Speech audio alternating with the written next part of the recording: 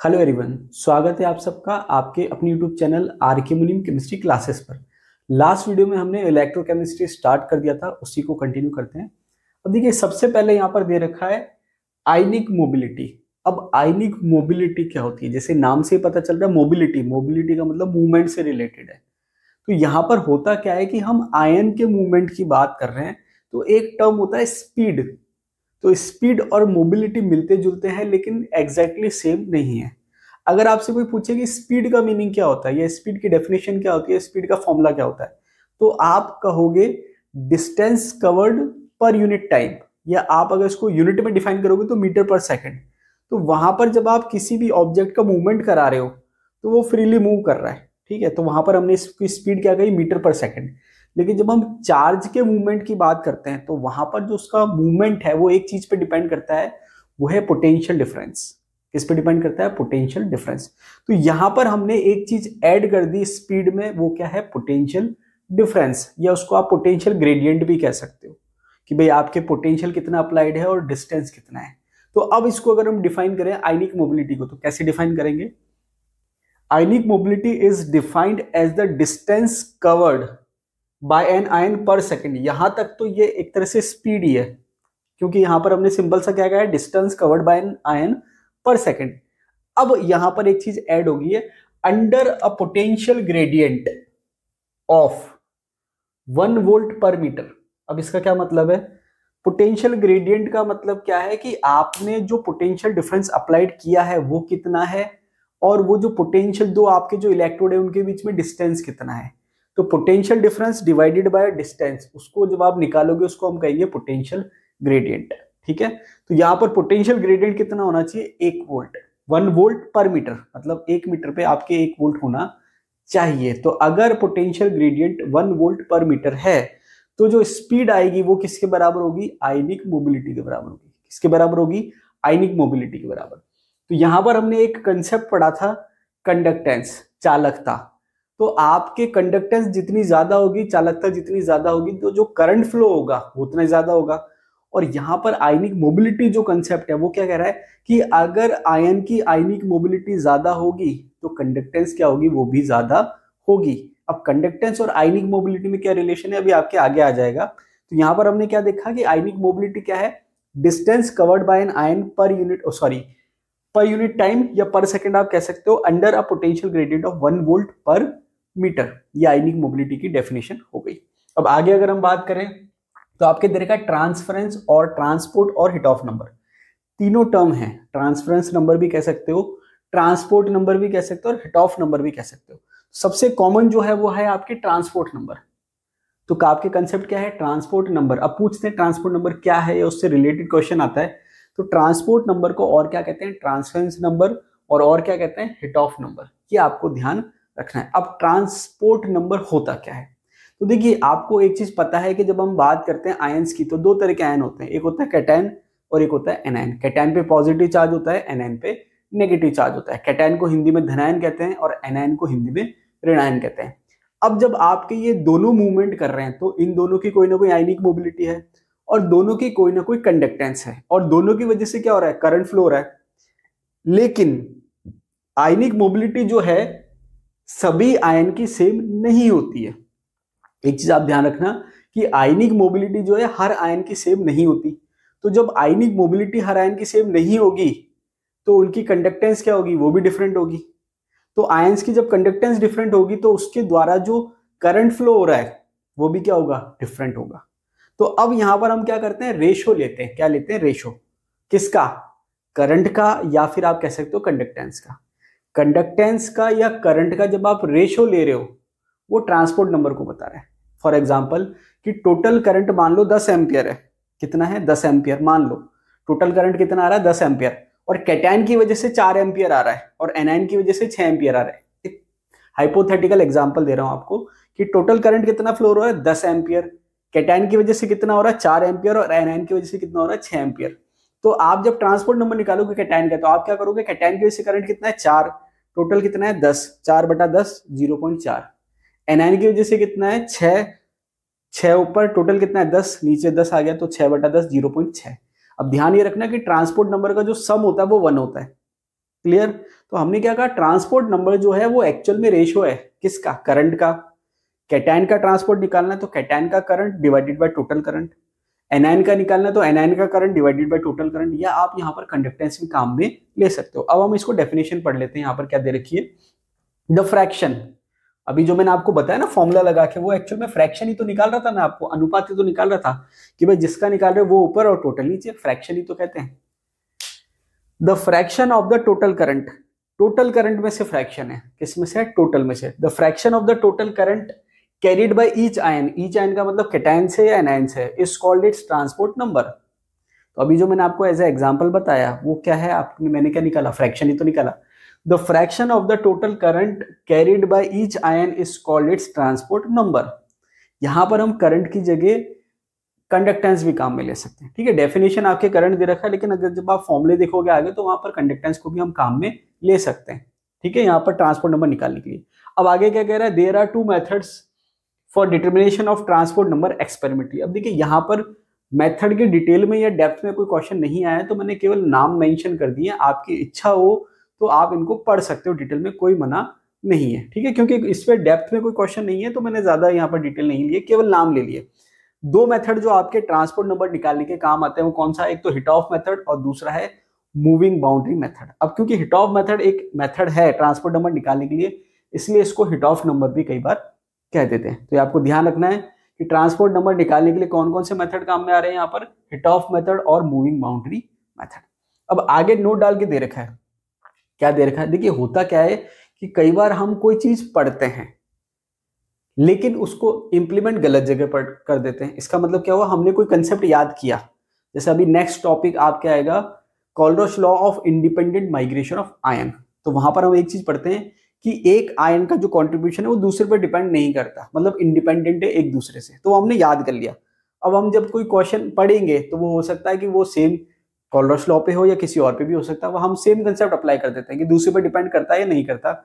अब यहाँ पर क्या है कि अगर हम बात करें, नोट डाल के मैंने मेंशन कर रखा है क्योंकि कई बार गलती करते हैं स्टूडेंट्स, क्या दे रखा है, transport number of a cation depends upon the nature of an ion to which it is attached and vice versa. इसका मतलब क्या हुआ, इसका मतलब ये हुआ कि अगर मैं कैटायन और एनायन चेंज कर दूं इलेक्ट्रोलाइट के, तो ट्रांसपोर्ट नंबर चेंज हो जाएगा। एग्जाम्पल से समझा देता हूं, जैसे मान लीजिए कि मैंने एक लिया इलेक्ट्रोलाइट KCl, यहां पर मैं अगर पोटेशियम का ट्रांसपोर्ट नंबर निकालूंगा, निकाल लिया मैंने जो भी आ रहा है XYZ, फिर मैंने दूसरा इलेक्ट्रोलाइट ले लिया KBr, ठीक है, दोनों मैंने इलेक्ट्रोलाइट ले लिया, एक ले लिया KCl और एक ले लिया KBr। तो KCl में पोटेशियम का ट्रांसपोर्ट नंबर अलग आएगा और KBr में पोटेशियम का ट्रांसपोर्ट नंबर अलग आएगा। यही आपके पॉइंट दे रखा है, क्या दे रखा है, transport number of a cation depends upon the nature of an ion to which it is attached and vice versa. इसका मतलब क्या हुआ कि जो पोटेशियम का ट्रांसपोर्ट नंबर है वो साथ वाले आयन पे डिपेंड कर रहा है। यहाँ पर साथ में क्या है, क्लोरीन है या क्लोराइड कह सकते हो, यहाँ साथ में क्या है, ब्रोमाइड है। तो यहाँ पर कंसेप्ट क्या है कि ट्रांसपोर्ट नंबर जो है कैटायन का हो चाहे एनायन का हो, वो साथ में जो आयन अटैच्ड है उस पर डिपेंड करेगा।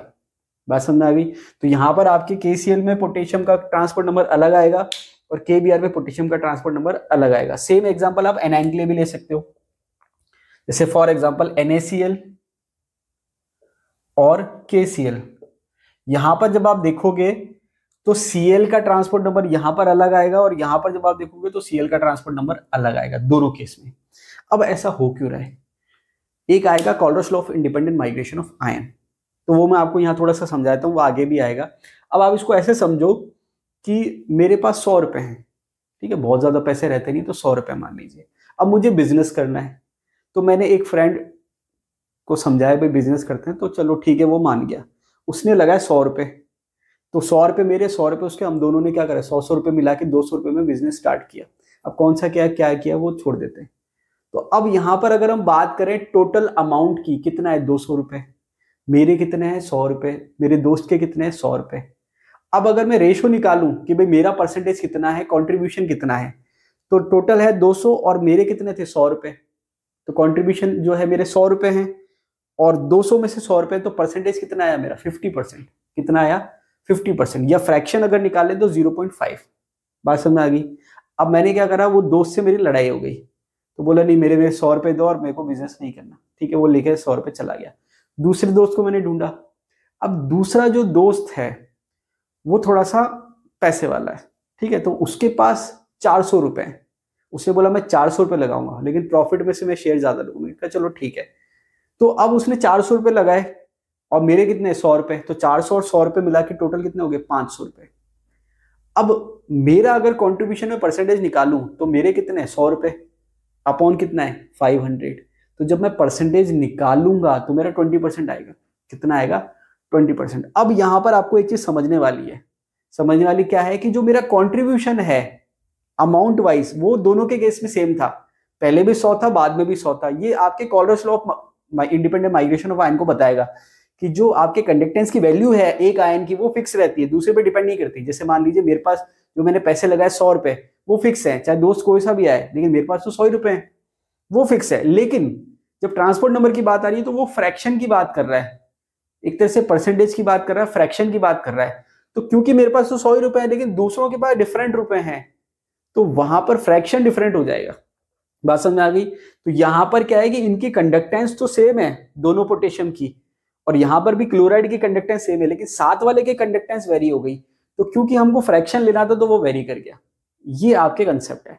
तो आपको इन द एंड आपको ध्यान ये रखना है कि ट्रांसपोर्ट नंबर जो है चाहे कैटायन का हो चाहे एनायन का हो, वो उसके साथ में जो को आयन है उस पर डिपेंड करता है।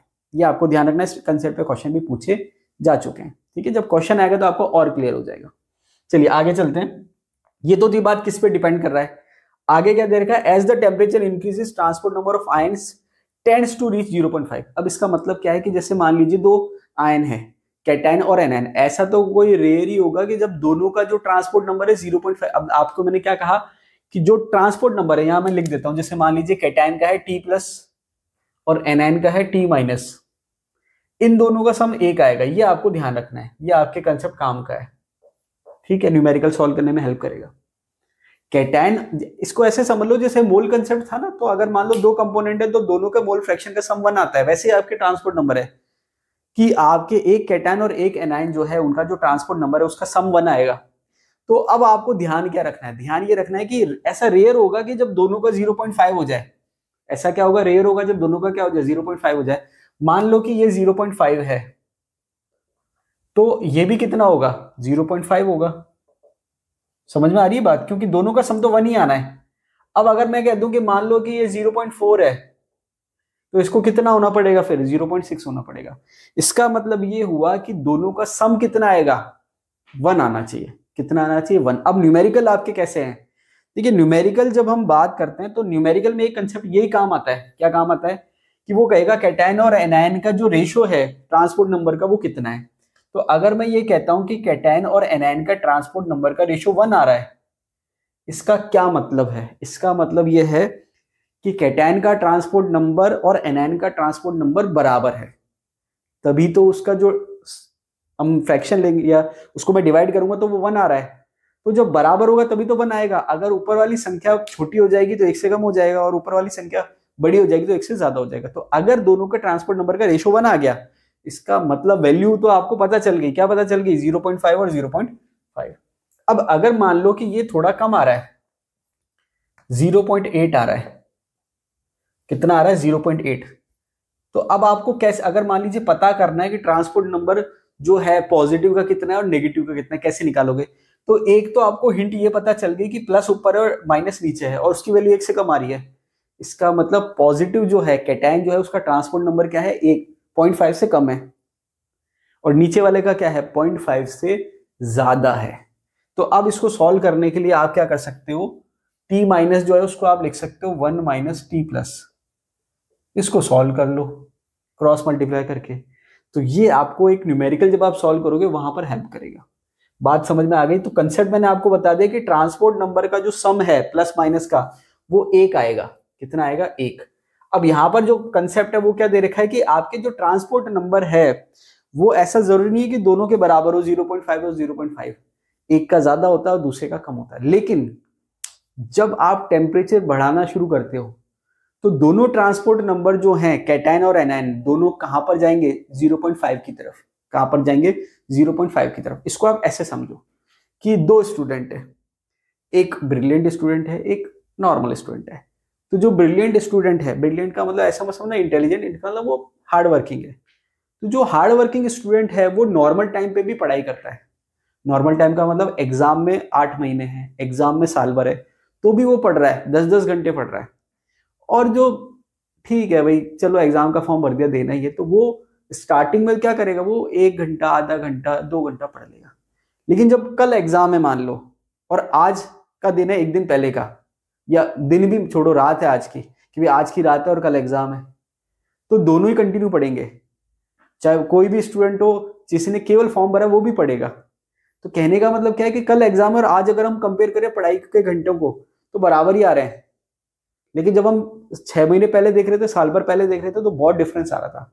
इसका मतलब क्या हुआ कि जब टेम्परेचर कम है या नॉर्मल है, तब ट्रांसपोर्ट नंबर वेरी कर रहा है। वेरी कर रहा है मतलब कंडक्टेंस वेरी कर रही है, ट्रांसपोर्ट नंबर वेरी कर रहा है। लेकिन जैसे जैसे टेम्परेचर बढ़ा रहे हो, मतलब एग्जाम पास आ रहे हैं, तो दोनों आयन बराबर स्पीड से भागने लग जाते हैं। पहले स्पीड क्या है, कम। तो टेम्परेचर कम का मतलब एग्जाम दूर है, स्पीड अलग अलग है। लेकिन टेम्परेचर ज्यादा कर दिया मतलब कल एग्जाम में स्पीड बराबर होगी। तो जब स्पीड बराबर हो गई, आयनिक मोबिलिटी बराबर हो गई, तो ट्रांसपोर्ट नंबर जो कितना आ जाएगा, 0.5 के अप्रॉक्स आ जाएगा। तो ये एक कंसेप्ट दे रखा है, आपके as the temperature increases transport number of ions tends to reach 0.5। आगे दे रखा है transport number does not depend upon applied EMF and concentration, कि जो आप ईएमएफ अप्लाइड कर रहे हो उस पे और कंसंट्रेशन पे ट्रांसपोर्ट नंबर डिपेंड नहीं करता। क्लियर? तो किस पे डिपेंड करता है और किस पे डिपेंड नहीं करता वो मैंने आपको बता दिया।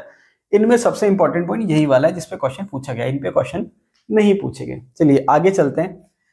आगे दे रखा है कंडक्टेंस एट इनफाइनाइट डाइल्यूशन। तो जैसे मैंने आपको कहा था कि नेक्स्ट आपके आएगा कोल्डर्स law of independent migration of ion. तो वो है क्या, उससे पहले हमको ये कंसेप्ट समझना पड़ेगा। ये दे रखा है कंडक्टेंस एट इनफाइनाइट डाइल्यूशन। अब देखिए लास्ट वीडियो अगर आपने देखा हो तो वहां पर मैंने आपको बताया था effect of dilution on conductance, मतलब जैसे जैसे आप डाइल्यूशन करते हो कंडक्टेंस पे क्या इफेक्ट पड़ेगा। अब कंडक्टेंस जो हमने पढ़ी थी डाइल्यूशन के इफेक्ट में, वो 3 तरह की पढ़ी थी। एक पढ़ी थी स्पेसिफिक कंडक्टेंस, और बाकी हमने पढ़ी थी मोलर और इक्विवेलेंट कंडक्टेंस। तो मोलर इक्विवेलेंट एक जैसी है, ठीक है, मतलब एक जैसी बिहेव करती है। मोलर का मतलब 1 मोल आपने डिसॉल्व कर रखा है, और इक्विवेलेंट का मतलब 1 इक्विवेलेंट आपने डिसॉल्व कर रखा है। कितना वॉल्यूम है कोई मैटर नहीं कर रहा। अब यहां पर हमने पढ़ा था, क्या पढ़ा था, कि जो आपके स्पेसिफिक कंडक्टेंस है वो आपके डाइल्यूशन के साथ कम होती है, लेकिन जो मोलर या इक्विवेलेंट कंडक्टेंस है डाइल्यूशन के साथ बढ़ती है। 2 मैंने आपको बताए थे रीजन। वीक के लिए रीजन ये था कि डाइल्यूशन के साथ आयोनाइजेशन बढ़ता है या डिसोसिएशन बढ़ता है। तो जैसे जैसे डाइल्यूशन करेंगे आयंस की संख्या बढ़ेगी, कंडक्टेंस बढ़ेगी। और स्ट्रॉन्ग के लिए मैंने आपको ये बताया था कि जैसे जैसे आप डाइल्यूशन करते हो कंडक्टेंस बढ़ती है। कारण क्या है, क्योंकि स्ट्रॉन्ग का 100% डिसोसिएट है। वहां पर कारण था, क्या था, कि जो इलेक्ट्रोस्टैटिक फोर्स ऑफ अट्रैक्शन है या जो आपके inter ionic force of attraction है वो क्या हो जाता है, कम होने लग जाता है। तो जब आयनिक अट्रैक्शन फोर्स कम होगा तो वो फ्रीली मूव करेगा, उसकी कंडक्टेंस या मोबिलिटी क्या हो जाएगी, बढ़ जाएगी। अब आ जाते हैं वापस यहां पर। तो हमने क्या कहा कि डाइल्यूशन के साथ कंडक्टेंस बढ़ रही है। अब मैंने कहा मान लो वीक इलेक्ट्रोलाइट है सपोज, या स्ट्रॉन्ग, कोई सब इलेक्ट्रोलाइट ले लो। मैं क्या कर रहा हूं, मैंने एक नॉर्मल कंसंट्रेशन पे सॉल्यूशन बनाया, ठीक है। अब मैं डाइल्यूशन कर रहा हूं, मतलब इसमें सॉल्वेंट ऐड कर रहा हूं। थोड़ा सॉल्वेंट ऐड करा, कंडक्टेंस बढ़ गई, थोड़ा ऐड करा, कंडक्टेंस बढ़ गई, थोड़ा ऐड करा, कंडक्टेंस बढ़ गई। अब एक पॉइंट आएगा जब मैं सॉल्वेंट ऐड करूंगा तो कंडक्टेंस नहीं बढ़ेगी। इसका मतलब वो उसका सेचुरेशन पॉइंट आ गया। सेचुरेशन पॉइंट का मतलब जैसे जैसे डाइल्यूशन में कर रहा था, सॉल्वेंट ऐड कर रहा था, वॉल्यूम बढ़ा रहा था, कंडक्टेंस बढ़ रही थी। एक पॉइंट पर आके कंडक्टेंस क्या हो जाएगी, रुक जाएगी, मतलब वो मैक्सिमम पॉइंट आ गया। तो वो जो मैक्सिमम पॉइंट आ गया उसको हम क्या कह रहे हैं, infinite dilution, conductance at infinite dilution. इसका मतलब क्या है, the maximum value of conductance. Main चीज यही है, the maximum value of conductance. अब वो हम दोनों की बात कर रहे हैं, मोलर की भी कह सकते हैं और इक्विवेलेंट की भी कह सकते हैं। तो ये दोनों के लिए कॉमन चल रहा है स्टेटमेंट, या जो भी लॉ पढ़ेंगे कॉमन चलेंगे। तो आप इसका ध्यान रखना, बार बार लिखनी भी लिखूं तो समझ जाना, ठीक है। The maximum value of conductance, अब वो मोलर भी हो सकती है, इक्विवेलेंट भी हो सकती है, of an electrolyte at high dilution. At high dilution is known as conductance at infinite dilution. तो मेन जो पॉइंट है वो क्या है कि जैसे जैसे हम डाइल्यूशन बढ़ा रहे थे वैसे वैसे कंडक्टेंस बढ़ रही थी। तो एक पॉइंट पर जाके वो बढ़ना बंद हो गई, तो वो जो पॉइंट है जहां पर कंडक्टेंस मैक्सिमम है उसी को हम क्या करें, कंडक्टेंस एट इनफाइनाइट डाइल्यूशन। मतलब जो मैक्सिमम कंडक्टेंस की वैल्यू है उसी को हम क्या करें, कंडक्टेंस एट इनफाइनाइट डाइल्यूशन। तो आपको ध्यान होना चाहिए कि कंडक्टेंस एट इनफाइनाइट डाइल्यूशन का मतलब क्या है। मतलब ये है कि मैक्सिमम कंडक्टेंस, और वो कब आती है, जब आप डाइल्यूशन बढ़ाते हो। तो जब वो बढ़ना बंद हो गई मतलब वो मैक्सिमम पे अटेन हो गई, मैक्सिमम पे पहुंच गई, तो उसको हम क्या करें, कंडक्टेंस एट इनफाइनाइट डाइल्यूशन। और वो आपके दोनों के लिए काम आ रहा है, मोलर के लिए भी और इक्विवेलेंट कंडक्टेंस के लिए भी। तो ये दो अलग अलग कंसेप्ट है। अगर मैं सिंपल कहूं मोलर कंडक्टेंस और मैं कहूं molar conductance at infinite dilution, दोनों में फर्क है। क्यों? क्योंकि जो इनफाइनाइट डाइल्यूशन पे जो कंडक्टेंस आएगी वो फिक्स आएगी, क्योंकि वो एक मैक्सिमम पे पहुंच चुकी है। लेकिन जो मोलर कंडक्टेंस है वो फिक्स नहीं है, वो डिपेंड करती है डाइल्यूशन कितना है, ये कंसंट्रेशन कितनी है। Kohlrausch law of independent migration of ions important है। आरपीएससी ने इस पर काफी सारे क्वेश्चन एग्जाम में पूछ रखे हैं। अब देखिए Kohlrausch law of independent migration of ion है क्या।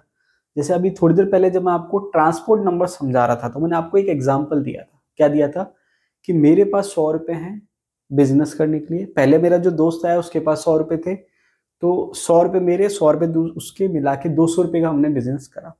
उसके बाद मेरी उससे लड़ाई हो गई। उसके बाद दूसरा दोस्त मैंने लिया, तो मेरे पास 100 रुपए थे और दूसरे दोस्त के पास 400 रुपए थे, तो हम दोनों का मिला के कितने हो गए, 500 रुपए का हमने बिजनेस करा। अब यहाँ पर जब हम ट्रांसपोर्ट नंबर की बात कर रहे थे तो वहां पर फ्रैक्शन की बात आ रही थी। तो जब मैंने मेरा फ्रैक्शन निकाला पहले वाले के साथ, तो 100/200 अलग वैल्यू आई। दूसरे वाले के साथ निकाला तो 100/500 अलग वैल्यू आई। अब Kohlrausch law of migration of ion क्या कह रहा है कि एक आयन का जो कॉन्ट्रीब्यूशन होता है कंडक्टेंस में वो फिक्स होता है, वो दूसरे पे डिपेंड नहीं करता। अब ये क्या बात हो रही है, फ्रैक्शन की बात नहीं हो रही है, कॉन्ट्रीब्यूशन की बात हो रही है। अब इसको आप ऐसे समझो कि मेरे पास तो 100 रुपए हैं, पहला दोस्त आया उसने 100 रुपए लगाए तो मेरे पास 100 रुपए थे, मैंने 100 रुपए लगाए। दूसरा दोस्त आया उसने 400 लगाया, मेरे पास 100 रुपए थे, मैंने 100 रुपए लगाए। कहने का मतलब है मेरे पास तो 100 रुपए है, मैं तो 100 रुपए लगाऊंगा, दूसरा कुछ भी लगाए। मतलब दूसरा कितना पैसे लगा रहा है बिजनेस में उससे मुझे कोई मतलब नहीं है, मेरे पास 100 रुपए, मैंने 100 रुपए लगाए। इसका मतलब जो मेरा कॉन्ट्रीब्यूशन है वो फिक्स हो गया। तो जब हम वैल्यू की बात करते हैं तो कोलरॉश लॉ की बात हो रही है, और जब हम फ्रैक्शन की बात करते हैं तब आपके ट्रांसपोर्ट नंबर की बात हो रही है। तो ट्रांसपोर्ट नंबर वेरी कर जाता है, दूसरे आयन पे डिपेंड करता है, लेकिन यहाँ पर जब हम कंट्रीब्यूशन की बात करते हैं वो दूसरे पे डिपेंड नहीं करता, वेरी नहीं करता। अब यहाँ पर इसको अगर हम पढ़ें, क्या दे रखा है, एट इनफाइनाइट डाइल्यूशन। ये ध्यान रखना, ये नॉर्मल कंसंट्रेशन की बात नहीं हो रही है, इनफाइनाइट डाइल्यूशन की बात हो रही है। ये इंपॉर्टेंट चीज है। इनफाइनाइट डाइल्यूशन किसको कह रहा है वो मैंने आपको बता दिया, जिस पर कंडक्टेंस क्या हो जाए, मैक्सिमम हो जाए। Eight infinite dilution when dissociation is almost complete. ठीक है, अब अगर हम वीक इलेक्ट्रोलाइट की बात करें तो वहां पर हम क्या करें, dissociation is almost complete. Each ion makes a definite contribution towards equivalent और मोलर कंडक्टेंस, दोनों की हम साथ में यहां पर बात कर रहे हैं, of the electrolyte irrespective of the nature of the other ion, जिसको हम को आयन भी करें, with which it is associated, and that the equivalent or molar conductance at infinite dilution for any electrolyte is given by the sum of the contribution of the two ions। तो यहां पर इसने दो चीजें कही simple सी। पहली बात ये कही कि जब हम कंडक्टेंस की बात करें तो जो एक आयन है पर्टिकुलर, उसका जो कॉन्ट्रीब्यूशन है कंडक्टेंस में वो फिक्स है, वो दूसरे आयन पे डिपेंड नहीं कर रहा। इसको एग्जांपल वही ले लेते हैं हम, जैसे मैंने ले लिया KCl और KBr। तो इनफाइनाइट डाइल्यूशन पे जब मैं पोटेशियम की कंडक्टेंस निकालूंगा तो इस केस में भी वही आएगी और इस केस में भी वही आएगी। इसका मतलब पोटेशियम की जो कंडक्टेंस आ रही है इनफाइनाइट डाइल्यूशन पे, वो दूसरे आयन जिसको हम को आयन कह रहे हैं, जैसे यहाँ पर Cl है और यहाँ पर Br है, उस पर डिपेंड नहीं कर रही है। बात समझ में आ गई। तो इसने क्या कहा, एक बात तो ये कही कि जो आयन है, कोई सा भी आयन हो, कैटायन या एनायन, इनफाइनाइट डाइल्यूशन में उसका जो कंट्रीब्यूशन है कंडक्टेंस में वो फिक्स है, वो साथ वाले आयन पे डिपेंड नहीं कर रहा। इस वाले केस में भी पोटेशियम का वही होगा और इस वाले केस में भी पोटेशियम का वही होगा, पहली बात। दूसरी बात ये कह रहा है क्योंकि हमने कहा कि भाई जो कंडक्टेंस है वो आयन की वजह से आ रही है, तो इनफाइनाइट डाइल्यूशन में जो दो आयन है उनका जो कंडक्टेंस है उनको जब आप सम अप करोगे तो इलेक्ट्रोलाइट की कंडक्टेंस आ जाएगी। तो यहां पर हमने फॉर्मूला ये लिख दिया कि भाई ओवरऑल इलेक्ट्रोलाइट की कंडक्टेंस ये हो गई और पर्टिकुलर आयन की जो कंडक्टेंस है वो हमने ये कह दी, पॉजिटिव की कह दी और ये नेगेटिव कह दी। ये जो साइन है ये बता रहा है इनफाइनाइट डाइल्यूशन को, ये जो ऊपर साइन है किसको बता रहा है, इनफाइनाइट डाइल्यूशन को। अब नीचे क्या दे रखा है, where lambda not plus and lambda naught minus are the molar conductance of cation and anion respectively at infinite dilution। तो यहां पर क्या कह रहा है कि जब ओवरऑल हमको इलेक्ट्रोलाइट का निकालना है कंडक्टेंस इनफाइनाइट डाइल्यूशन पर, तो हम क्या करेंगे, उसके जो कैटायन है उसका कंडक्टेंस और एनायन है उसका कंडक्टेंस को क्या करेंगे, जोड़ देंगे, तो टोटल आ जाएगा। अब जैसे मान लीजिए मुझे KCl का निकालना है, तो पोटेशियम का इनफाइनाइट डाइल्यूशन पे कंडक्टेंस मुझे पता है अगर, और Cl का मुझे पता है, तो मैं इन दोनों को ऐड करूंगा तो क्या होगा, KCl का इनफाइनाइट डाइल्यूशन पे कंडक्टेंस निकाल सकते हैं। ठीक है, तो यहाँ पर अगर मान लीजिए मुझे KCl का इनफाइनाइट डाइल्यूशन पे कंडक्टेंस निकालना है, तो मेथड क्या है कि अगर मुझे पोटेशियम का पता है इनफाइनाइट डाइल्यूशन पे कंडक्टेंस, चाहे वो किसी भी इलेक्ट्रोलाइट में हो, चाहे वो कोई सा इलेक्ट्रोलाइट हो। अब जैसे मान लो कि मुझे KCl में निकालना है, तो मुझे पोटेशियम का जो निकालना है अगर कॉन्ट्रीब्यूशन, तो जरूरी नहीं है कि मैं KCl से निकालूं, मैं KBr से भी निकाल सकता हूं, मैं किसी और से निकाल सकता हूं। मतलब मुझे क्या चाहिए, पोटेशियम का इनफाइनाइट डाइल्यूशन पे कंडक्टेंस की वैल्यू चाहिए, वो मैं किसी भी इलेक्ट्रोलाइट से निकालूं उससे कोई फर्क नहीं पड़ रहा। तो पोटेशियम का मुझे मिल जाए कहीं से भी और क्लोराइड का मुझे मिल जाए, तो दोनों को मैं ऐड कर लूंगा, तो ओवरऑल जो इलेक्ट्रोलाइट है उसका मेरे पास क्या आ जाएगा, इनफाइनाइट डाइल्यूशन पे कंडक्टेंस आ जाएगा। तो ये क्या है, Kohlrausch law of independent migration of ion, relation between molar ionic conductance and ionic mobility. देखिए मैंने आपको बताया था कि जो करंट है वो किस पे डिपेंड कर रहा है, दो चीज पे डिपेंड कर रहा है, आयनिक मोबिलिटी पे और कंडक्टेंस पे। इसको आप ऐसे समझो कि अगर कोई आयन है जितना स्पीडली मूव कर रहा है, मतलब जितना फास्ट मूवमेंट शो कर रहा है, उतनी ही उसकी कंडक्टेंस ज्यादा होगी, और कंडक्टेंस ज्यादा होगी तो करंट फ्लो जो होगा वो भी क्या होगा, ज्यादा होगा। तो ये जो आपके हैं करंट, कंडक्टेंस और मोबिलिटी, ये आपके डिपेंडेंट कंसेप्ट है। ठीक है, अब यहां पर करंट को एक बार मैं छोड़ देता हूं, अब आपके बचा क्या, कंडक्टेंस और मोबिलिटी। इन दोनों में रिलेशन क्या है, इन दोनों में एग्जैक्ट रिलेशन क्या है, मैथमेटिकल रिलेशन क्या है, वो अब यहां पर हम देखते हैं। एक चीज तो हमें क्लियर है कि अगर मोबिलिटी बढ़ेगी तो कंडक्टेंस बढ़ेगी, मतलब जो डायरेक्शन है वो सेम है, डायरेक्शन क्या है, सेम है, मतलब एक बढ़ेगा तो दूसरा बढ़ेगा। अब मैथमेटिकली कितना बढ़ेगा, क्या रिलेशन है, वो यहां पर हम देखते हैं। देखिए क्या दे रखा है, U naught plus equals to lambda not plus upon F। इसका मतलब क्या हुआ, इसका मतलब ये हुआ कि अगर मान लीजिए कोई कैटायन है, तो इनफाइनाइट डाइल्यूशन पे जो उसकी कंडक्टेंस है, इनफाइनाइट डाइल्यूशन में जो उसकी कंडक्टेंस है, उसको अगर मैं फैराडे से डिवाइड कर दूं, तो वो उसकी क्या आ जाएगी, आयनिक मोबिलिटी आ जाएगी। क्या आ जाएगी, इनफाइनाइट डाइल्यूशन पे आयनिक मोबिलिटी आ जाएगी। तो जैसे मान लीजिए अगर मैं कैटायन की बात कर रहा हूं, तो कैटायन की आयनिक मोबिलिटी को कैसे निकालेंगे, तो कैटायन का इनफाइनाइट डाइल्यूशन पे जो कंडक्टेंस है वो ऊपर, फैराडे नीचे। तो यहां पर आपके जो कंडक्टेंस है इनफाइनाइट डाइल्यूशन पे कैटायन का, वो किसके बराबर है, उसकी मोबिलिटी इनटू फैराडे। तो आप दोनों फॉर्म में फॉर्मूला लिख सकते हो। तो अगर मोबिलिटी पता है तो आप उसकी कंडक्टेंस निकाल सकते हो, और कंडक्टेंस पता है तो आप उसकी मोबिलिटी निकाल सकते हो, क्योंकि F का आपको पता है कि F क्या है, फैराडे। फैराडे का मतलब क्या है, एक मोल इलेक्ट्रॉन पर चार्ज। राउंड ऑफ की बात करें तो 96500 कूलम। तो यहां पर अगर आपको मोबिलिटी निकालनी है तो आयन की इनफाइनाइट डाइल्यूशन में molar conductance divided by Faraday, यहां पर एनायन है तो एनायन की इनफाइनाइट डाइल्यूशन पे molar conductance divided by Faraday. और अगर आपको मोलर कंडक्टेंस निकालनी है इनफाइनाइट डाइल्यूशन पे आयन की, तो वो क्या हो जाएगा, उस आयन का रेस्पेक्टिव आयन जो भी है, कैटायन एनायन, इनफाइनाइट डाइल्यूशन पे उसकी मोबिलिटी इनटू फैराडे। ये रिलेशन है आपके।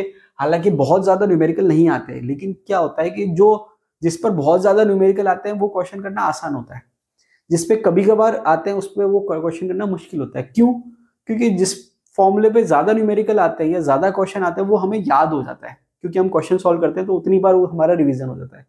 लेकिन जिस कंसेप्ट पे कम क्वेश्चन आते हैं तो उतना हमारा रिवीजन नहीं हो पाता क्वेश्चन के थ्रू, तो उस पर जब क्वेश्चन आता है तो हम क्लिक नहीं कर पाते कि कौन से फॉर्मूले से क्वेश्चन सॉल्व करना है। ठीक है, इसलिए आपको थ्योरी ध्यान से पढ़नी चाहिए, सारे फॉर्मूले अच्छे से याद करने चाहिए, किसी पे भी क्वेश्चन आ सकता है। क्लियर है। अब यहां पर जब हम ओवरऑल बात करें कंडक्टेंस की, तो आपको पता है कि infinite dilution cation, infinite dilution पे कैटायन की कंडक्टेंस और इनफाइनाइट डाइल्यूशन में एनायन की कंडक्टेंस का सम होता है। तो अब ये जो आपके लैम्डा नॉट प्लस है, इसकी वैल्यू मैं यहां से पुट कर देता हूं, और लैम्डा नॉट माइनस की वैल्यू यहां से पुट कर देता हूं, तो ये फॉर्मूला आ जाएगा you not plus into F plus you not minus into F. अब एफ कॉमन ले लिया तो you not plus upon you not plus plus you not minus. अब अगर मैं रेशो लूं कंडक्टेंस का, तो यहाँ पर क्या ले लिया, lambda not plus upon lambda naught M. तो यहाँ पर ये क्या है, कैटायन की कंडक्टेंस है इनफाइनाइट डाइल्यूशन पे, ये ओवरऑल इलेक्ट्रोलाइट की कंडक्टेंस है इनफाइनाइट डाइल्यूशन पे। अब लैम्डा नॉट प्लस के लिए ऊपर हम क्या लिखेंगे, ये रहा you not plus into F, और ओवरऑल के लिए क्या लिखेंगे, ये लिखेंगे F you not plus plus you not minus. तो एफ और एफ जो है कॉमन है वो कट जाएंगे, ऊपर नीचे क्या हो जाएंगे, कट जाएंगे, तो वो मैंने नहीं लिखा है। तो ये आपके आ गया you not plus upon you not plus plus you not minus. अब यहाँ पर क्या है कि अगर आपको स्टार्टिंग में आपको ध्यान हो तो मैंने आपको बताया था, क्या बताया था कि ट्रांसपोर्ट नंबर की जब हम डेफिनेशन पढ़ रहे हैं तो हमने क्या कहा है, फ्रैक्शन ऑफ करंट, उसको हम ट्रांसपोर्ट नंबर कह रहे हैं कि भाई कैटायन का निकालना है तो कैटायन का current divided by total current. मैंने आपसे क्या कहा था, डेफिनेशन जो है उसमें करंट आ रहा है, लेकिन आप इसको कंडक्टेंस के रेस्पेक्ट में भी निकाल सकते हो और आयनिक मोबिलिटी के रेस्पेक्ट में भी निकाल सकते हो। कैसे, ये जो है आपके कैटायन की कंडक्टेंस अपॉन टोटल कंडक्टेंस, उसका जो रेशियो है वो क्या बता रहा है, कैटायन का transport number. Same to same cation की ionic mobility upon total ionic mobility का जो रेशियो बता रहा है वो क्या बता रहा है, transport number of cation. Similarly anion का। तो यहां पर आपको ऐसा बिल्कुल स्टक नहीं होना कि भाई ट्रांसपोर्ट नंबर की हमने डेफिनेशन रट ली कि भाई करंट का फ्रैक्शन है, कंडक्टेंस का फ्रैक्शन भी हो सकता है और मोबिलिटी का फ्रैक्शन भी हो सकता है। ठीक है, तो आपको जो है अपना दिमाग खुला रखना है, बिल्कुल रट्टू तोता नहीं बनता है। ठीक है, कंसेप्चुअल लर्निंग करनी है। अगर आप कंसेप्चुअल लर्निंग करोगे तो आपका पेपर जो है, जो रट रहे हैं उनसे बेटर होगा। ठीक है, तो ये आपके आ गया ट्रांसपोर्ट नंबर टी प्लस और ये आपके आ गया ट्रांसपोर्ट नंबर टी माइनस। अब यहाँ पर इंपॉर्टेंट फॉर्मूला जो आपको याद रखना है, सारे याद रखने की जरूरत नहीं है। एक तो ये वाला याद रख लीजिए, इस पे न्यूमेरिकल आ सकता है। दूसरा, अब जब हम सेपरेट की बात करें, ये वाला तो आपके आ ही गया, ये भी आपके ट्रांसपोर्ट नंबर, इसको भी आप याद रख लीजिए। एक कोई सा भी याद रखेंगे तो प्लस माइनस तो वेरी कर रहा है, कोई प्रॉब्लम नहीं, ये याद रहती है। अब आपके लैम्डा नॉट प्लस जो है, मतलब अभी हमने क्या कहा कि अगर मुझे किसी इलेक्ट्रोलाइट की इनफाइनाइट डाइल्यूशन पे कंडक्टेंस निकालनी है तो मुझे क्या करना है, कैटायन की चाहिए मुझे कंडक्टेंस और एनायन की चाहिए इनफाइनाइट डाइल्यूशन पे। अब वो मुझे डायरेक्ट मिल रही है तो अच्छी बात है, डायरेक्ट नहीं मिल रही तो मैं इनडायरेक्ट निकालूंगा। कैसे निकालूंगा इनडायरेक्ट, ये रहा तरीका। क्या तरीका है कि अगर मुझे कैटायन की इनफाइनाइट डाइल्यूशन पे कंडक्टेंस चाहिए तो मैं कैसे निकाल सकता हूँ, पूरे इलेक्ट्रोलाइट की कंडक्टेंस निकाल लो और उसका ट्रांसपोर्ट नंबर निकाल लो। ट्रांसपोर्ट नंबर निकालने के लिए दो मेथड हमने देख रखे हैं, इसका मतलब ट्रांसपोर्ट नंबर हम निकाल सकते हैं। ट्रांसपोर्ट नंबर के पास हमारे दो मेथड है, हिट ऑफ मेथड और मूविंग बाउंड्री मेथड। तो ट्रांसपोर्ट नंबर हम निकाल सकते हैं और इलेक्ट्रोलाइट, कंप्लीट इलेक्ट्रोलाइट का तो मेजर कर ही सकते हैं हम इनफाइनाइट डाइल्यूशन पे। एक आयन का मेजर नहीं कर सकते लेकिन कंप्लीट का तो मेजर कर सकते हैं। तो इनफाइनाइट डाइल्यूशन में हमने क्या कर लिया, इलेक्ट्रोलाइट की कंडक्टेंस निकाल ली। तो आपको क्या करना है, अगर कैटायन की चाहिए तो टोटल इलेक्ट्रोलाइट की जो कंडक्टेंस है इनफाइनाइट डाइल्यूशन पे, उस पर क्या करो, मल्टीप्लाई कर दो किससे, कैटायन की चाहिए तो कैटायन का ट्रांसपोर्ट नंबर और एनायन की चाहिए तो एनायन का ट्रांसपोर्ट नंबर। एक मेथड ये है, अगर आपको किसी आयन की इनफाइनाइट डाइल्यूशन पे कंडक्टेंस चाहिए, मोलर कंडक्टेंस चाहिए, तो आप क्या करो, पूरे इलेक्ट्रोलाइट की मोलर कंडक्टेंस ले लो, उसको मल्टीप्लाई कर दो उसके ट्रांसपोर्ट नंबर से। तो ये फॉर्मूला आ गया, ये भी इंपॉर्टेंट है। तो देखिए यहाँ पर बहुत ज्यादा नहीं है क्योंकि रेयर कोई क्वेश्चन आता है, लेकिन ये एक ट्रिक है या एक मेथड है किसी आयन की इनफाइनाइट डाइल्यूशन पे कंडक्टेंस निकालने का। Relation between molar ionic conductance and viscosity. देखिए विस्कोसिटी आप जानते हैं कि क्या होती है, इसको हिंदी में कहते हैं श्यानता।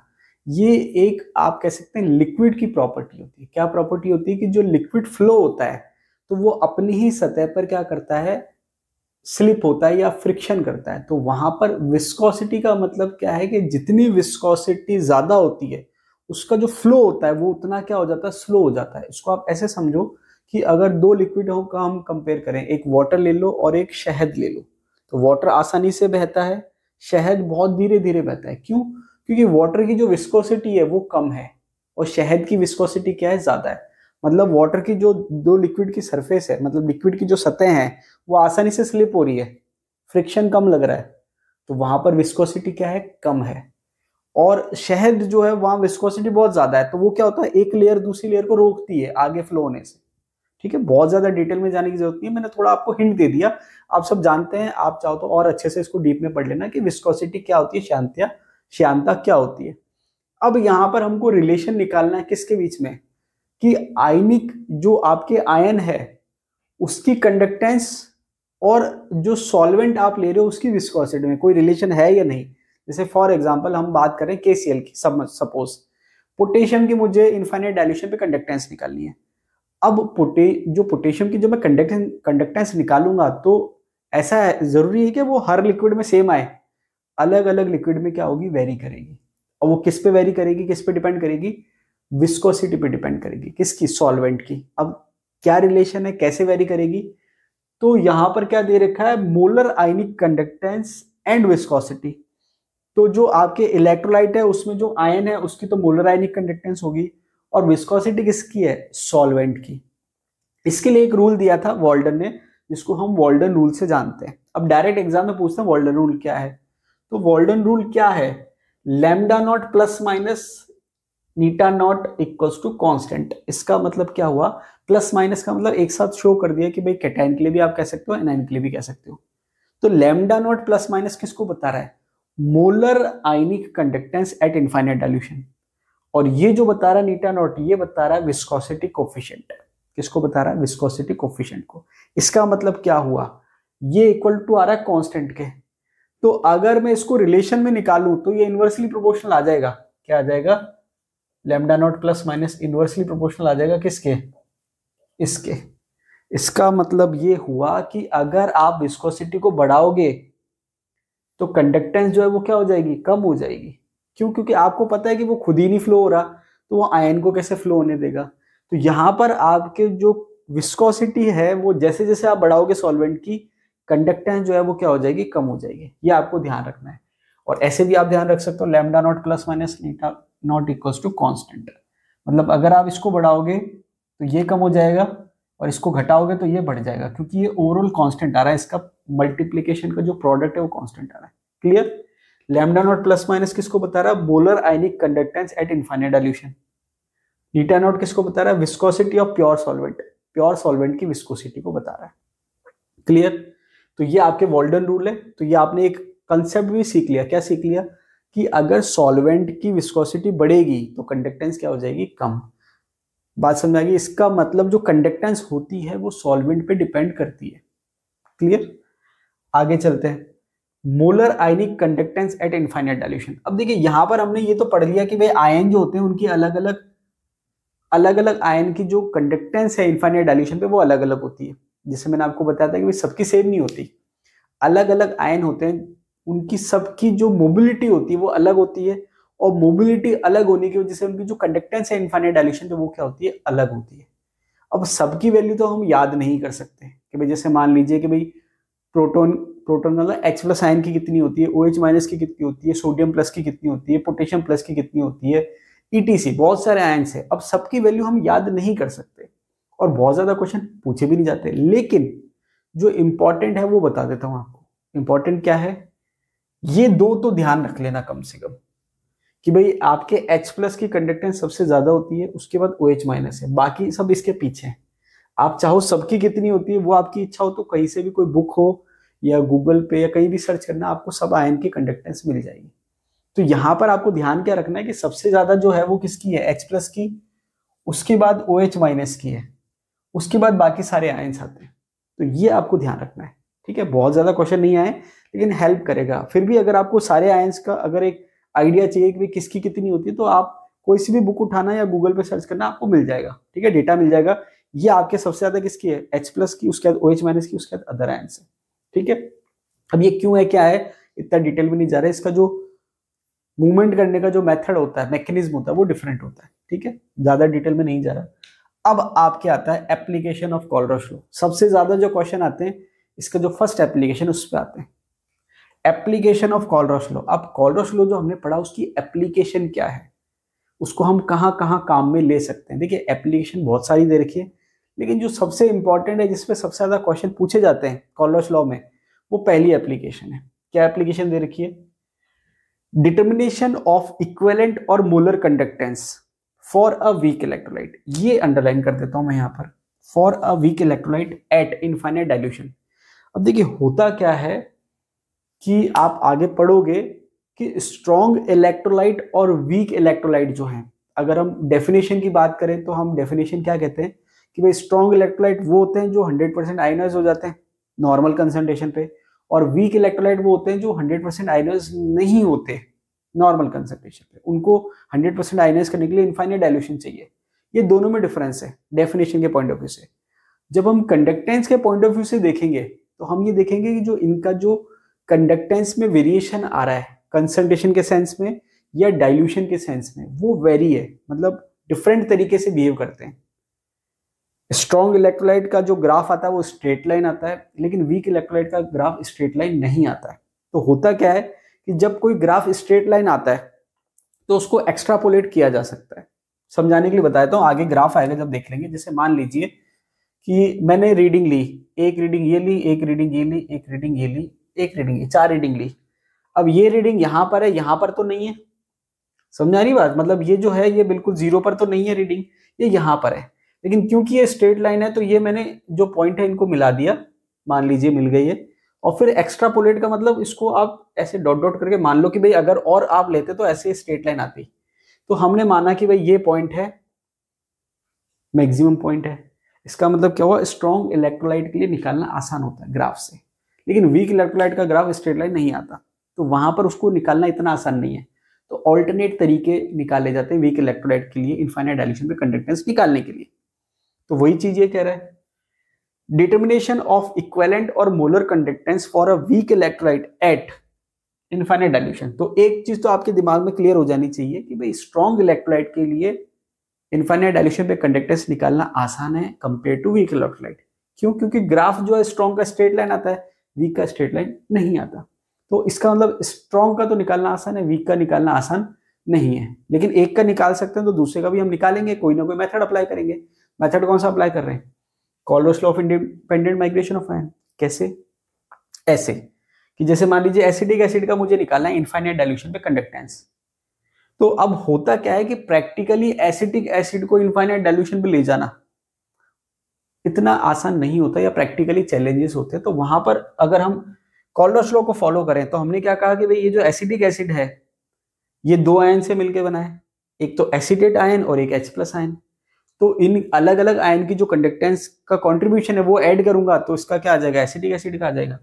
तो हमने लिख दिया lambda nought CH3CO minus acetate ion की कंडक्टेंस इनफाइनाइट डायल्यूशन पे, और लैम्डा नॉट H+ आयन की कंडक्टेंस इनफाइनाइट डायल्यूशन पे। अब मैंने आपसे क्या कहा था कि ये जो आयन है इनकी कंडक्टेंस फिक्स है, इनका जो कंट्रीब्यूशन है वो फिक्स है। अब वो इलेक्ट्रोलाइट कोई सा भी हो, जरूरी थोड़ा ना एसिडिक एसिड हो। भाई H+ की मुझे चाहिए तो H+ का मैं एसिडिक एसिड लूं या HCl लूं या कुछ भी लूं, मुझे तो H+ की चाहिए, और किसी से भी आप निकालो H+ की वैल्यू वही आएगी। तो यहां पर ये क्या कह रहा है, लैम्डा नॉट H+ अगर मुझे निकालना है, जैसे मैंने आपसे कहा कि वीक इलेक्ट्रोलाइट ये है तो इससे डायरेक्ट निकालना आसान नहीं है, तो हमने क्या करा, इनडायरेक्ट निकालने के लिए तरीका क्या लिया, lambda not H+ equals to, अभी जैसे थोड़ी देर पहले हमने सॉल्व किया था कि भाई अगर आपको किसी एक आयन की चाहिए इनफाइनाइट डायल्यूशन पे कंडक्टेंस, तो कैसे निकालोगे, उसका ट्रांसपोर्ट नंबर और कोई भी उसका उससे रिलेटेड इलेक्ट्रोलाइट, ये आपने ले लिया इलेक्ट्रोलाइट। तो इलेक्ट्रोलाइट यहां पर कौन सा लिया आपने, HCl स्ट्रॉन्ग इलेक्ट्रोलाइट है। तो हमें तो H+ से मतलब है, तो H+ की अगर मुझे कंडक्टेंस चाहिए तो कोई सा भी एक स्ट्रॉन्ग इलेक्ट्रोलाइट ले लिया H+ का, और उसकी टोटल कंडक्टेंस और मल्टीप्लाई बाय उसका ट्रांसपोर्ट नंबर। तो ये हमने क्या कहा, लैम्डा नॉट H+ क्या हो गया, ट्रांसपोर्ट नंबर किसका, H+ का इंटू HCl। तो इससे ये आ गया। अब देखिए ट्रांसपोर्ट नंबर तो वेरी कर जाएगा, यहां अगर मैं ट्रांसपोर्ट नंबर इसकी बात करूंगा तो ये अलग आएगा, लेकिन मैं इसकी बात ही नहीं कर रहा, मैं किसकी बात कर रहा हूं, HCl की। तो HCl के रेस्पेक्ट में ट्रांसपोर्ट नंबर है ये ट्रांसपोर्ट नंबर इसी इलेक्ट्रोलाइट की बात हो रही है, इसी इलेक्ट्रोलाइट के लिए ट्रांसपोर्ट नंबर है H+ का। तो ये मैंने ऐसे निकाल लिया, मतलब HCl इलेक्ट्रोलाइट लिया और उससे मैंने H+ की निकाल ली कंडक्टेंस एक आयन की, क्योंकि ये स्ट्रॉन्ग इलेक्ट्रोलाइट है। सेम टू सेम अब ये कैसा है, अभी अब थोड़ी देर पहले हमने सॉल्व किया था डेरिवेशन, उससे आ जाएगा, या फॉर्मूला देखा था उससे आ जाएगा। ऐसे ही आपके एसिडेट आयन हो गया, तो एसिडेट आयन का मैंने स्ट्रॉन्ग इलेक्ट्रोलाइट कौन सा लिया, सोडियम एसिटेट ले लिया। तो सोडियम एसिटेट आपके क्या हो गया, इलेक्ट्रोलाइट हो गया, उसके इनफाइनाइट डायल्यूशन पे कंडक्टेंस निकाल सकते हैं। साथ में मैंने क्या ले लिया, ट्रांसपोर्ट नंबर ले लिया, किसका, एसिडेट आयन का। तो ये आपके एक मेथड है, क्या है, डायरेक्ट मेथड है क्या निकालने का, वीक इलेक्ट्रोलाइट की कंडक्टेंस निकालने का इनफाइनाइट डायल्यूशन पे।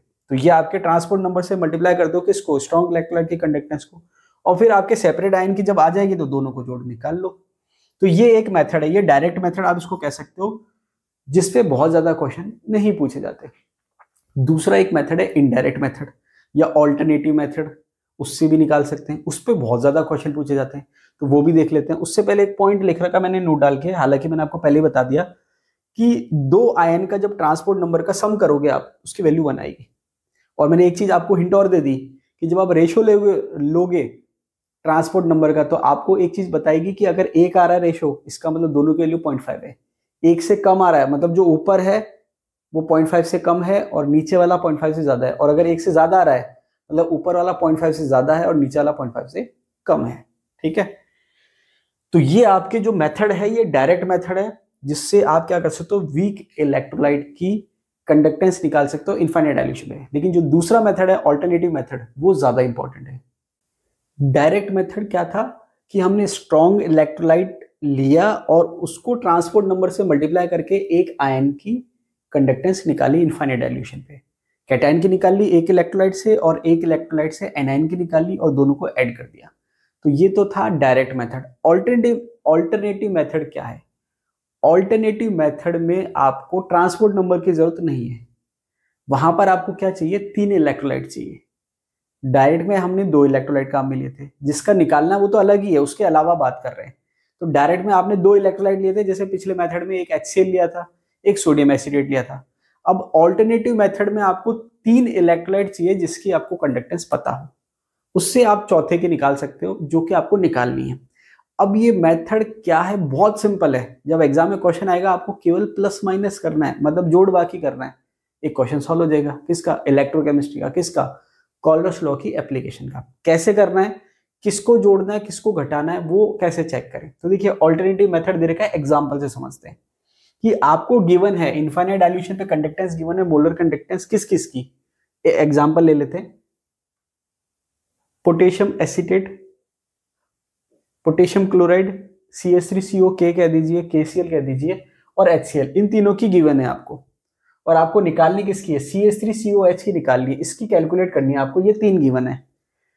तो आप कैसे निकालेंगे, एक बार मैं आपको बता देता हूं कि जैसे मान लीजिए आपको निकालनी किसकी, एसिटिक एसिड की निकालनी है। तो 3 इलेक्ट्रोलाइट की गिवन है, उसमें आप 2 को प्लस करोगे, ऐड करोगे और 1 को माइनस करोगे। तो यहां पर हमने क्या करा, कंडक्टेंस किसकी, CH3COK की हमने पॉजिटिव मिली, प्लस मिली, HCl की हमने प्लस मिली और KCl की हमने माइनस मिली। इसका मतलब इसकी कंडक्टेंस हम माइनस कर रहे हैं। तो इन दोनों की कंडक्टेंस हम ऐड कर रहे हैं और इसकी कंडक्टेंस माइनस कर रहे हैं। अब किसकी प्लस करेंगे, किसकी माइनस करेंगे, वो अभी मैं आपको बाद में समझाऊंगा कैसे करते हैं। तो इसको जब मैंने चेक किया, अभी तो मुझे चेक करना है कि भाई ये एक्चुअल में इसकी कंडक्टेंस के बराबर आएगा या नहीं आएगा, वो चेक करना है मुझे।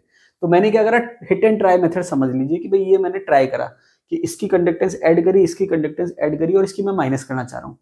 तो इसको जब मैं कॉलरस लॉ के अकॉर्डिंग लिखूंगा, इंडिपेंडेंट माइग्रेशन ऑफ आयंस के बेस पर, तो कैसे लिखूंगा, ये तो मैंने लिख दिया, मान के चल गया कि ऐसा होगा। तो ये मैंने कहा कि 2 आयन है, एसीटेट और पोटेशियम, तो ये मैंने लिख दिया lambda nought CH3CO minus plus lambda not K plus, क्योंकि प्लस में तो दोनों प्लस में आ गए। ऐसे ही HCl lambda naught H plus plus lambda nought Cl minus. अब क्योंकि ये माइनस में है, क्योंकि मुझे इसकी कंडक्टेंस माइनस करनी है, तो जो इसके आयंस आएंगे वो भी नेगेटिव में लिखना है मुझे, उनकी कंडक्टेंस को भी, तो मैंने माइनस में लिख दिया lambda naught K plus, minus में लिख दिया लैम्डा नॉट Cl माइनस। ठीक है, अब इससे होगा क्या कि ये जो आपके है लैम्डा नॉट K प्लस, ये प्लस में है और ये जो लैम्डा नॉट K प्लस है ये माइनस में है, ये कैंसिल आउट हो जाएंगे। और जो lambda not H plus, sorry lambda nought Cl minus जो है वो लैम्डा नॉट Cl माइनस से कैंसिल आउट हो जाएगा। अब आपके ओवरऑल बचा क्या, ओवरऑल बचा लैम्डा नॉट CH3CO माइनस और लैम्डा नॉट H प्लस। तो यही तो आपको पता है, Kohlrausch law independent migration of ion क्या कह रहा है कि अगर मुझे एसिटिक एसिड की निकालनी है तो मुझे यही तो करना था कि भाई एसिडेट आयन की कंडक्टेंस और H प्लस की कंडक्टेंस। अब ये मैं क्योंकि डायरेक्ट एसिटिक एसिड लेके नहीं निकाल सकता क्योंकि उसका 100% आयनाइजेशन पॉसिबल नहीं होता, तो ऑल्टरनेट मेथड लेना पड़ रहा है। तो ऑल्टरनेट मेथड मैंने क्या लिया, 3 इलेक्ट्रोलाइट लिए जो कि स्ट्रॉन्ग थे कंपैरेटिवली, और तीनों में मैंने प्लस माइनस करा। इस हिसाब से करा कि भाई मुझे कंक्लूजन ये निकलना चाहिए, रिजल्ट ये निकलना चाहिए, और मेरा रिजल्ट आ गया। तो अब एग्जाम में क्वेश्चन कैसे आता है, एग्जाम में क्वेश्चन ऐसे आता है कि भाई इसकी कंडक्टेंस इतनी है, इसकी कंडक्टेंस इतनी है, इसकी कंडक्टेंस इतनी है, इसकी निकालनी है, निकाल के बताओ। तो अब आपको क्या करना है, 2 को ऐड करना है और 1 को माइनस करना है। अब सारा खेल इसी का ही है कि ऐड किसको करें और माइनस किसको करें। बहुत सिंपल है। क्या सिंपल है, आपको करना क्या था, किसकी निकालनी थी, एसिटिक एसिड की निकालनी थी। तो सबसे पहले ये चेक करो कि एसिटिक एसिड में कौन कौन से आयन है। तो आपने क्या चेक करा, एक तो एसिडेट आयन है, दूसरा कौन सा है, H+ आयन है।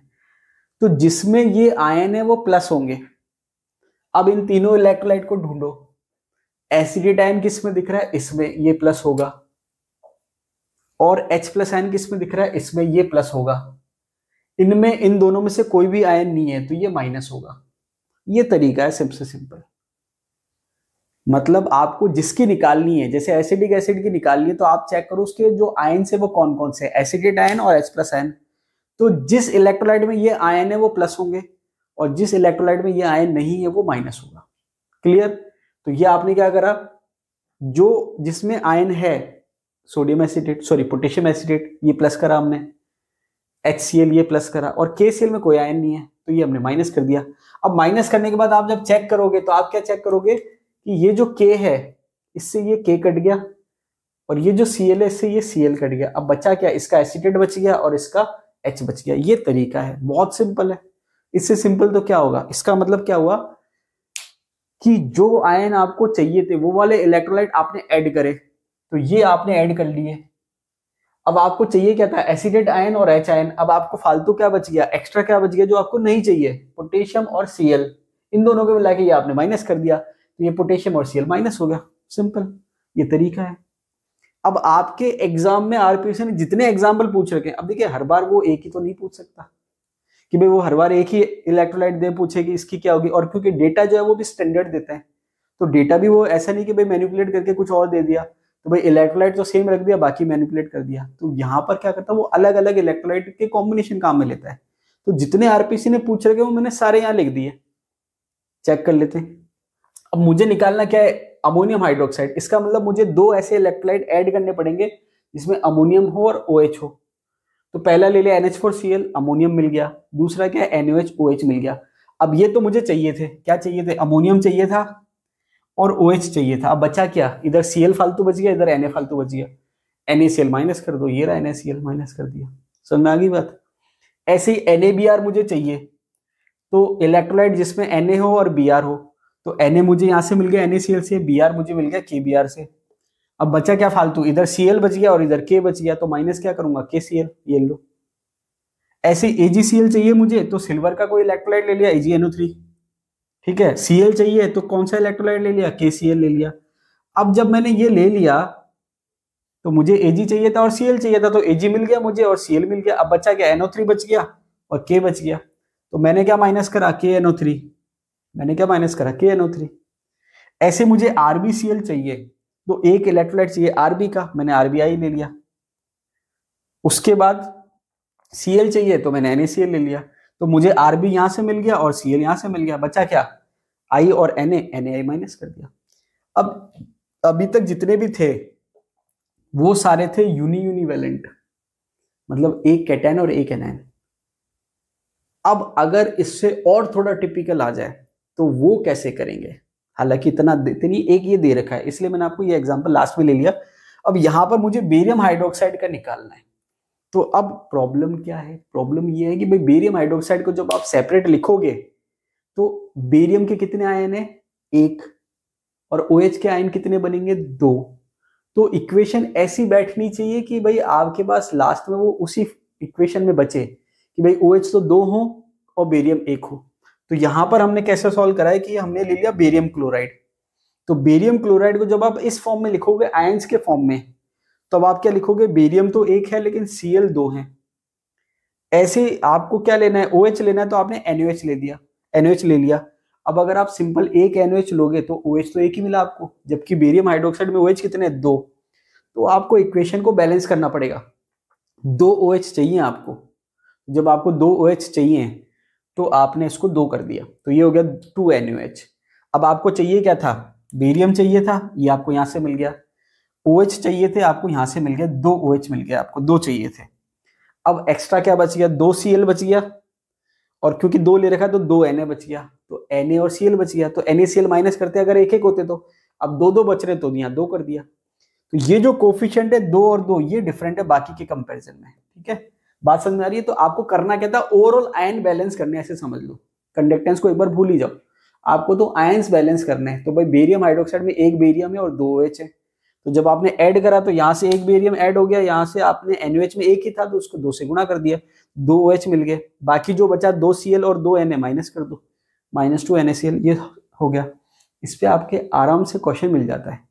तो आपको क्या करना है, 2 ऐड करने और एक माइनस करना है, और अगर ऐसा कुछ आ जाए तो ओवरऑल आयन चेक कर लो कि क्या आयन आ रहे हैं आपके, उसके अकॉर्डिंग कर लो। तो ये बहुत ही सिंपल है, इससे सिंपल कुछ नहीं हो सकता। एग्जाम में कोई क्वेश्चन आ रहा है, आपको क्या करना है, प्लस माइनस करना है, उसमें आपका एक क्वेश्चन सही हो गया। तो बहुत ज्यादा टिपिकल नहीं है, बस ध्यान क्या रखना है कि जो लास्ट में आपको चाहिए वो वाले ऐड करो और जो एक्स्ट्रा बच गए उसको माइनस कर दो, ये हो जाएगा solve. Next application Kohlrausch law की, जिसपे भी क्वेश्चन एग्जाम में पूछे जाते हैं, न्यूमेरिकल पूछे जाते हैं। क्या दे रखा है, अब देखिए अल्फा जो है वो क्या होता है, डिग्री ऑफ आयनाइजेशन, या आप कह सकते हो डिग्री ऑफ डिसोसिएशन। अब क्योंकि आयन बन रहे हैं तो आयनाइजेशन टर्म बेटर है। अब डिग्री ऑफ आयनाइजेशन होता क्या है, पहले आप उसको समझ लीजिए।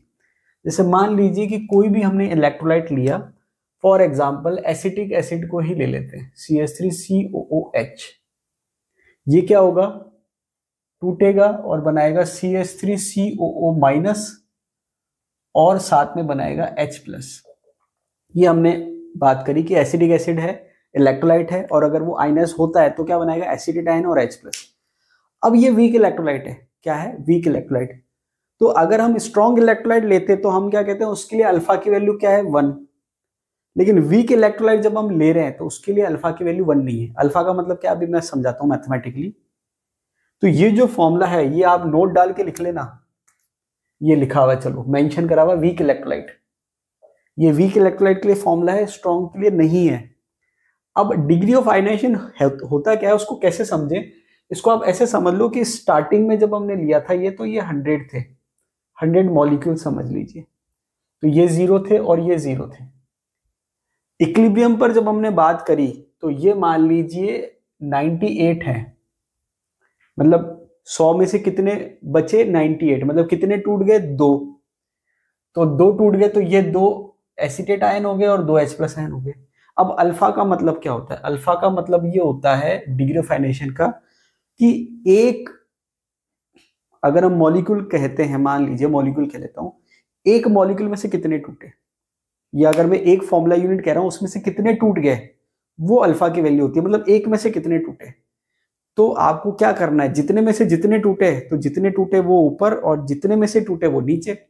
जैसे फॉर एग्जांपल स्टार्टिंग में कितने लिए थे आपने, 100, उतने उसमें से कितने टूट गए, 2 टूट गए, 98 बच गए, तो 2 टूट गए, तो 2 ऊपर और 100 नीचे। समझ में आ रही बात। तो ये आपके आ गया 0.02 वैल्यू, मतलब ये तो आपके वैल्यू आ गई अल्फा की फ्रैक्शनल में। अगर आप इसको परसेंटेज वाइज लोगे तो इंटू 100 करना पड़ेगा, तो ये आ जाएगा 2%। इसका मतलब ये है कि एक में से कितने टूट रहे हैं वो आपके अल्फा होता है। ये आपको मैंने सॉल्यूशन वाली यूनिट में भी बताया था जब हम वॉन्ट ऑफ फैक्टर पढ़ रहे थे, डिग्री ऑफ आयनाइजेशन या डिग्री ऑफ डिसोसिएशन। तो एक आप जब आप एक मोल ले रहे हो या एक मॉलिक्यूल ले रहे हो, जो भी आप कहना चाहो, उसमें से कितने टूटे, तो उसके लिए क्या है, जो टूटे, जितने टूटे वो ऊपर और टोटल नीचे, वो वैल्यू आ जाएगी अल्फा की। तो ये जो फॉर्मूला है ये वीक इलेक्ट्रोलाइट के लिए अल्फा क्या है, डिग्री ऑफ आयनाइजेशन, कि आपने एक लिया था उसमें से कितने टूट गए वो अल्फा को बताता है। तो ये तो बात हो गई अल्फा की कि अल्फा होता क्या है।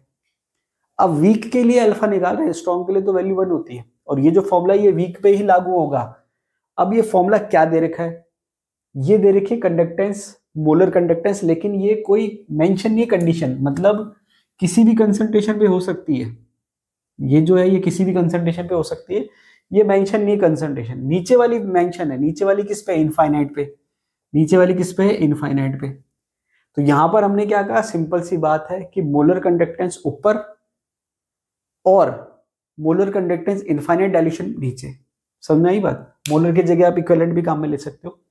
तो मोलर कंडक्टेंस नॉर्मल कंसंट्रेशन पे ऊपर और इनफाइनाइट डायल्यूशन पे नीचे। अब आपको पता है कि इनफाइनाइट डायल्यूशन वाली कंडक्टेंस तो ज्यादा ही आती है और मोलर नो डाउट कम ही आती है, तो अल्फा की वैल्यू 1 से कम ही आएगी। हाँ, अगर 100% डिसोसिएशन हो गया, मतलब दोनों कंडीशन आपने इनफाइनाइट ले ली, तो आपके 1 आ जाएगी। मतलब ये आपके कब हो जाएगी, नॉट एम कब होगा, जब इनफाइनाइट डायल्यूशन। तो इनफाइनाइट डायल्यूशन पे तो अल्फा की वैल्यू क्या आ जाएगी, 1। क्यों, क्योंकि हमने क्या मान लिया, 100% डिसोसिएशन हो गया। ये फॉर्मूला है। अब इसके बाद हमने क्या करा, दोनों के फॉर्मूले सेपरेटली पुट कर दिए। मोलर कंडक्टेंस का हमने फॉर्मूला निकाला था स्पेसिफिक कंडक्टेंस के रिलेशन के साथ। डायरेक्ट बता देता हूं, lambda M equals to kappa into 1000 upon C, ये मैं आपको पढ़ा चुका हूं लास्ट वीडियो में, ये वहां से हमने डायरेक्ट ले लिया। और ये अभी हमने थोड़ी देर पहले पढ़ रखा है कि इनफाइनाइट डाइल्यूशन का मतलब क्या है, कैटायन और एनायन का सम। तो हमने क्या करा, alpha equals to kappa into 1000 upon C, और ये जो है infinite lambda not plus plus lambda nought minus. तो अब जब न्यूमेरिकल आएगा तो इस फॉर्मूले से सॉल्व होता है, तो इससे कर लीजिए। इस फॉर्मूले से सॉल्व होने का मतलब क्या है कि इनफाइनाइट डाइल्यूशन पे कंडक्टेंस दे रखी है और मोलर कंडक्टेंस दे रखी है, दोनों दे रखी है, वैल्यू पुट करो, सॉल्व कर लो। अब मान लो मोलर कंडक्टेंस ना दे के स्पेसिफिक कंडक्टेंस दे रखी है और कंसंट्रेशन दे रखी है, तो इसको निकाल लो। और ये डायरेक्ट दे रखा है तो इसको पुट कर दो, और ये भी नहीं दे रखा भाई, प्लस माइनस दे रखा, तो ये वाला फॉर्मूला पुट हो जाएगा। तो कहने का मतलब है ये है कि जो फॉर्मूला आपको लगे वो पुट कर लीजिए। इसको मैं एक और लिख देता हूं, alpha equals to kappa into 1000 upon C into M, ये भी लिख देता हूं।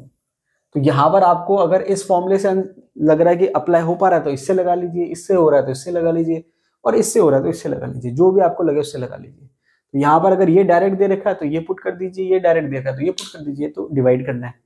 और डायरेक्ट नहीं दे रखा है तो कप्पा के फॉर्म में दे रखा हो तो कप्पा इंटू 1000 अपॉन सी कर लीजिए, इनफाइनाइट एम कर लीजिए। और फिर भी आयंस दे रखे हैं तो फिर ये कर लीजिए। ये भी काफी क्वेश्चन इसमें एग्जाम में पूछ रखे हैं। अब होता क्या है, जब न्यूमेरिकल आता है तब क्लिक नहीं होता, थ्योरी तो जब हम पढ़ते तो हमको याद हो जाता है। आपको एक चीज ध्यान रखनी कि आप जब कोई चीज पढ़ते हो तो वो आपको ऐसे पढ़नी है कि जब उस पर कोई कंसेप्ट पे कोई क्वेश्चन पूछा जाए, चाहे थ्योरेटिकल हो चाहे न्यूमेरिकल हो, वो आपको क्लिक करना चाहिए, तब एक्चुअल में आपकी पढ़ाई मानी जाएगी। ये होता है ना कि कई बार हम सोचते हैं कितने घंटे पढ़ना है या हमने एक बार सिलेबस कवर कर लिया, उसका कोई मतलब नहीं है। जब तक आप किसी कंसेप्ट को सही टाइम पे क्लिक नहीं कर सकते तब तक आपने भले 3 बार पढ़ लिया 4 बार पढ़ लिया, कोई मतलब नहीं उसका। आप भले एक बार पढ़ो लेकिन आप इस पोजीशन में हो कि आप क्लिक कर सकते हो कंसेप्ट को, तो वो एक बार ही काफी है। और अगर 3 बार में भी नहीं हो रहा तो मतलब आप उसको और पढ़ो जब तक क्लिक करने की कंडीशन ना आ जाए। बात समझ आ गई? चलिए, तो अल्फा इक्वल्स टू, ये आपके फॉर्मूला है, इससे अप्लाई कर सकते हो, इससे अप्लाई कर सकते हो, इससे अप्लाई कर सकते हो। काफी सारे न्यूमेरिकल आरपीएससी ने पूछ रखे। अब ये जो 2 एप्लीकेशन थी इस पे काफी क्वेश्चन एग्जाम में आते हैं आरपीएससी के। बाकी जो एप्लीकेशन है वो केवल नाम मेंशन कर दिया है मैंने, क्योंकि उस पर कोई क्वेश्चन खास पूछे नहीं गए। थर्ड एप्लीकेशन है determination of solubility of sparingly soluble salt. अब स्पेरिंगली का मतलब क्या होता है, बहुत कम, नेग्लिजिबल मान लो भाई, ऐसे सॉल्ट जिसकी सॉल्युबिलिटी नेग्लिजिबल होती है उसकी सॉल्युबिलिटी निकालने में काम आता है कोल्डोश लॉ। अब कैसे क्या काम आता है वो बहुत ज्यादा जरूरत नहीं, क्योंकि इस पर कोई क्वेश्चन नहीं आते इसलिए मैंने नहीं लिया है। थोड़ा सा मैं हिंट दे देता हूँ, मतलब समझा देता हूँ थोड़ा सा। होता क्या है कि जब आप कोई सॉल्ट ले रहे हो, ए बी मान लो, तो ए बी जो सॉल्ट होता है वो 3 फॉर्म में होता है।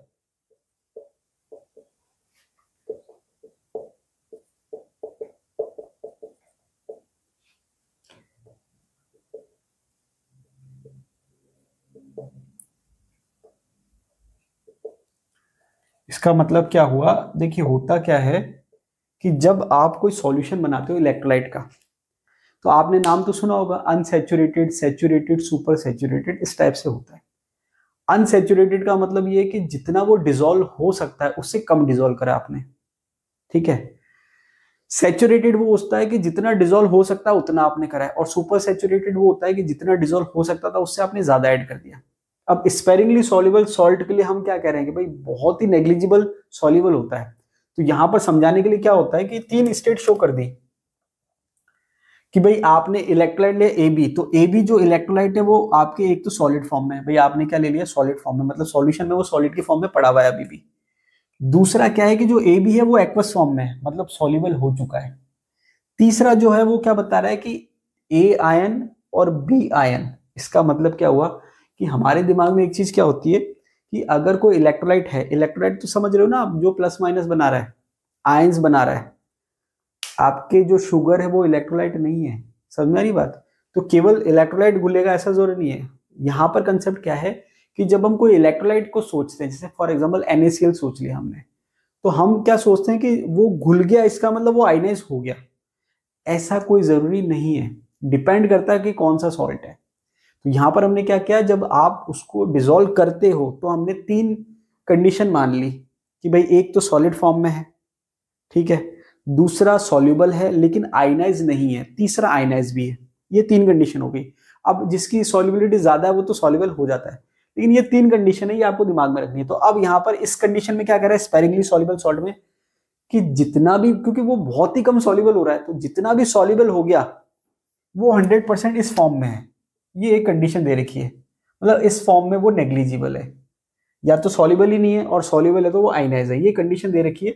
बाकी आपके कोई क्वेश्चन नहीं आता, इसलिए ज्यादा डिटेल में नहीं जाना। अब इस पे क्वेश्चन एक आता है, अब आप सोचोगे अभी तो कह रहा हूँ क्वेश्चन नहीं आता, वो सॉल्युबिलिटी कैसे निकालेंगे कैसे नहीं निकालेंगे वो नहीं पूछ रहा, वो केवल ये पूछना चाह रहा है कि स्पेरिंगली सॉल्युबल सॉल्ट है कौन कौन से, एग्जाम्पल पूछना चाह रहा है। स्पेरिंगली सॉल्युबल सॉल्ट का मतलब जिसकी सॉल्युबिलिटी बहुत कम है, नेग्लिजिबल है। ये आपको एग्जाम्पल ध्यान रखने, barium sulphate, calcium sulphate, strontium sulphate, lead chloride, AgCl। आप देखेंगे AgCl का व्हाइट पीपीटी होता है, तो पीपीटी का मतलब क्या है, सॉलिडिफाई हो गया, सुपर सैचुरेटेड सॉल्यूशन हो गया, मतलब उसकी सॉल्युबिलिटी कम है। तो आपको केवल ये एग्जाम्पल ध्यान रखना है, इस पे क्वेश्चन आ रखे हैं एग्जाम में, ठीक है। जब आप शीट देखोगे तो आपको पता चल जाएगा। तो ये क्वेश्चन एग्जाम में आ रखे हैं, तो कहने का मतलब क्या है कि क्या एग्जाम में आ रखा है क्या नहीं आ रखा वो आपको पहले ही पता है, उसके बाद आप पढ़ाई कर रहे हो तो आपकी पढ़ाई जो है वो थोड़ा सा स्पेसिफिक हो जाती है। एक तो होता है कि भाई अंधा घोड़ा, कि उसको पता ही नहीं कहाँ भागना है, बस भागे जा रहा है भागे जा रहा है। एक आपको पता है कि कौन सी डायरेक्शन में भागना है। तो जब आपका डायरेक्शन फिक्स होता है तब आप ज्यादा कॉन्सेंट्रेट होकर भाग सकते हो, तो रिजल्ट आपको ज्यादा बेटर मिलेंगे, ठीक है। चलिए, तो ये एग्जाम्पल आपको याद करना है। इसके बाद 2 मेथड हैं, आप 2 एप्लीकेशन है, मैं आपको बता देता हूं, एग्जाम में कोई क्वेश्चन नहीं आया। Determination of ionic product of water, KW, इसका आप डिटरमाइन कर सकते हो। नेक्स्ट है डिटर्मिनेशन ऑफ ट्रांसपोर्ट नंबर। तो ये टोटल 5 एप्लीकेशन है जिसमें आपके फर्स्ट और सेकंड पे ज्यादा क्वेश्चन आते हैं।